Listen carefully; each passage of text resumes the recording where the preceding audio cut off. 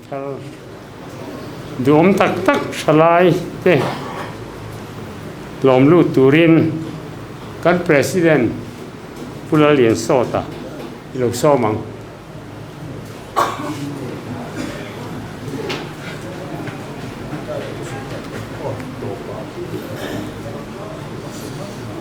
pu chairman le thopui vena local zong te sipai ko buk cheu ni hey mithar lom lu tu dom tak tak te kan le ya kan lom lu ma hian kan pol thil tum pasari te hi kan chia chuak thina kan chia chuak zia choni lawa hei hi poimo hleng ka hria tukina po hian kan chiar chuak anga tongkam ni khan leka han soi po kan tum mani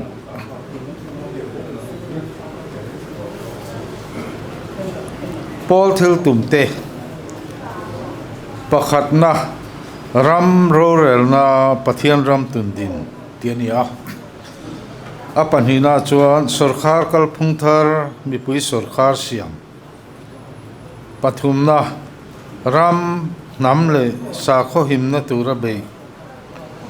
palina zorama politics kheldan thiang himlan tir pangana rorel na dikawm theina tura tho parukna sarkar le partia ahu hawarorel na lantir tiania pasarina le atopera chuan zofa te rorel na pakhat noya da tura be ti te ni heng hi kan constitution a bung ni na pol thil tum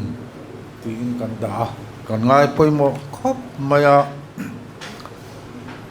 hemi zinga apani na pakhan na le pani na hi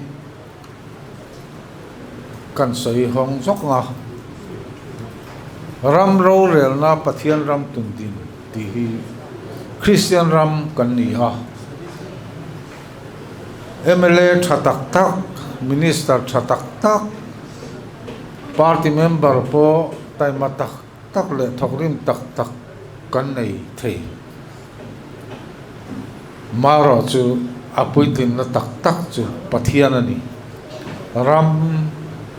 leilung le chunga thilam zong nei tu pathian ta ani a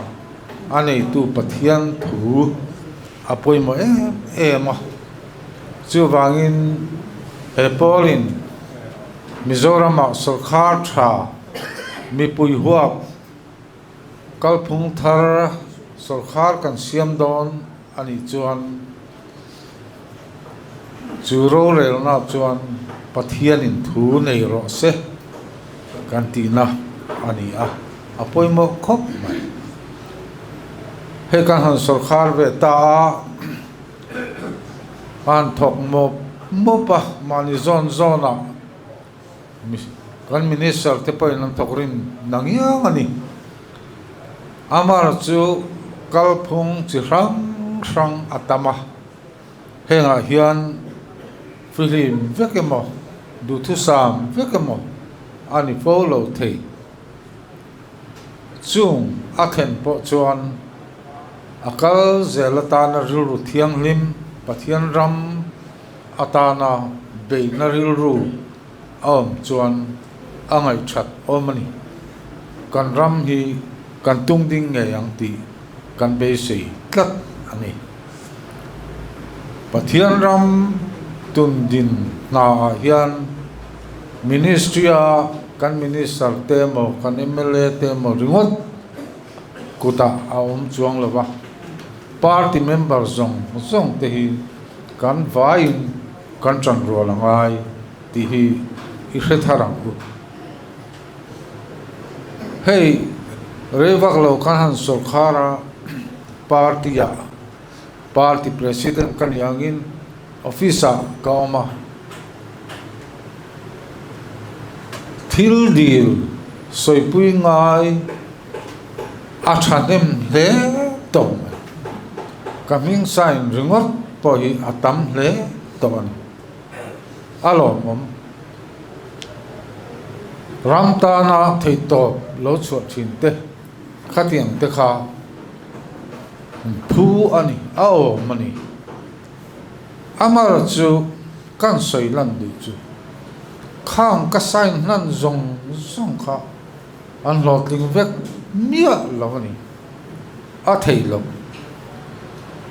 mun dang changa minister nge point ama minister loi mi nge po adu du ati chuang khan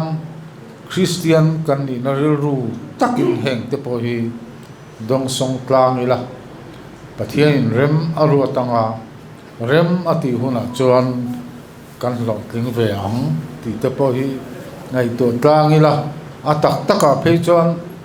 kalphung thar mi pui sarkar ania ZPM sarkar po kan tilo mi pui sarkar ania wang hian midang te kan party ron bei tu te po anlo tel ve point alo mo me mi pui sarkar ani ti kha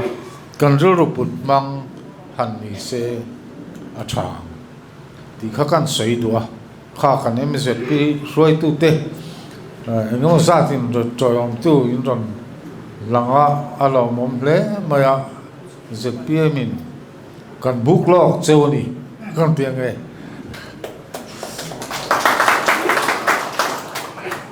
ole min kalam te hi khongai takin inom na hmana khan lo ding ula lalkhum sanga Zeri H Pulante SH Lalming Thanga David Lorin Puya SL Lasiam Moi Lalthang Moi he local thai lawantia Roni Kimi Zuli Lalrem Roti hi athai lo zinga tel boka boina heng mi pariat kan han lam te kha voin September ni kwa sang ni so mi palia hian Mizoram ina amamo em ram ro rel na pathian ram tum ding tu le kalphung thar mi pui sarkar din pura chanem nga taka tho pui turin voina yang khlo lu acheu sipai kan bu ko a concept deu na ka wang kan ti zau zau chin kan ho tu dang te po ka som lo mai nge tu kin chu ke man kan buk mai nge